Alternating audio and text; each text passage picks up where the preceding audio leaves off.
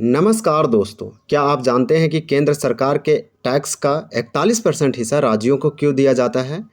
और 16वें वित्त आयोग की रिपोर्ट में क्या बड़े बदलाव सुझाए गए हैं? तो आज इस वीडियो में हम 16वें वित्त आयोग, उसकी रिपोर्ट, सिफारिशें और उसके राज्यों और देश की अर्थव्यवस्था पर क्या असर पड़ेगा, इसे बिल्कुल आसान भाषा में समझेंगे। एक छोटा सा वीडियो होगा, इस वीडियो को अंत तक जरूर देखें क्योंकि यह topic UPSC, SSC, railway, banking आदि प्रतियोगिता परीक्षाओं के लिए बेहद महत्वपूर्ण है। तो चलिए इसे स्टार्ट करते हैं। हमारा टॉपिक है 16वां वित्त आयोग, 16 फाइनेंस कमीशन। इसका रिपोर्ट और सिफारिशों की बात करेंगे। ये current affair, special current affair के अंतर्गत इसको कवर कर रहे हैं। हमारा पहला दिया है कि वित्त आयोग क्या है। पहला बेसिक थोड़ा सा हम लोग जानकारी लेते हैं। वित्त आयोग एक संवैधानिक निकाय है, यानी कॉन्स्टिट्यूशनल बॉडी है, जो हर 5 साल में यह तय करता है कि केंद्र सरकार द्वारा वसूले गए टैक्स का कितना हिस्सा राज्यों को दिया जाएगा। पहला पॉइंट इंपॉर्टेंट है।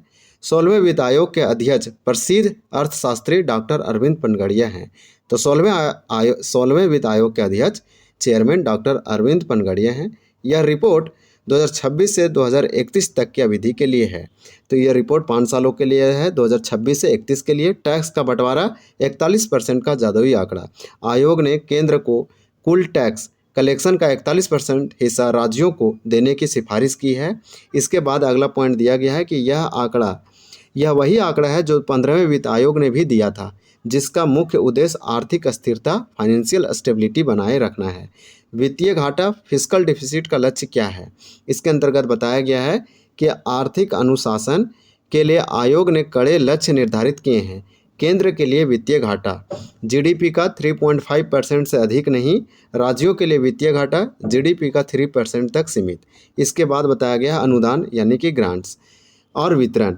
अगले 5 वर्षों के लिए राज्यों को कुल 9.47 लाख करोड़ रुपये अनुदान यानी ग्रांट्स के तौर पर देने की सिफारिश की गई है।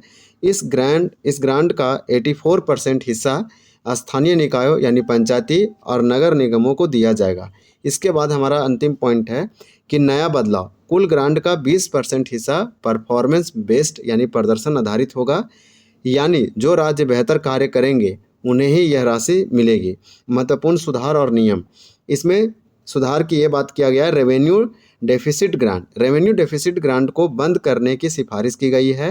राज्यों को ऑफ बजट उधार लेने पर पूरी तरह से रोक लगाई गई है ताकि पारदर्शिता बनी रहे। तो ये सिफारिश है जो कि महत्वपूर्ण है। इसके बाद आगे पॉइंट बताया गया है, सब्सिडी के वितरण को और अधिक प्रभावी, इफिशिएंट बनाने पर जोर दिया गया है। निष्कर्ष हम लोग अब देखेंगे। इसका कंक्लूजन ये है कि 16वां वित्त आयोग स्थिरता, सख्त वित्तीय अनुशासन और प्रदर्शन आधारित प्रोत्साहन यानी परफॉर्मेंस बेस्ड इंसेंटिव के बीच संतुलन बनाने की कोशिश कर रहा है। अब एमसीक्यू क्वेश्चन है प्रैक्टिस, ये क्वेश्चन फॉर यू है। आपको कमेंट सेक्शन में इसका आंसर बताना है कि 16वें वित्त आयोग, 16 फाइनेंस कमीशन के अध्यक्ष के रूप में किसे नियुक्त किया गया है। तो इस प्रकार से ये टॉपिक को बहुत अच्छे से हम लोग कवर किए। तो हमारा टॉपिक क्या था यहाँ पे आप देख पाएँ। अगर ये वीडियो आपको अच्छा लगा तो ज़रूर आप शेयर कीजिए और बेल आइकन दबाइए और सब्सक्राइब कीजिए। हमारा टॉपिक है। तो इस प्रकार से आज हमने समझा कि 16वां वित्त आयोग क्या है, 41% टैक्स बंटवारा क्यों होता है और इसी मुख्य सिफारिशें क्या है।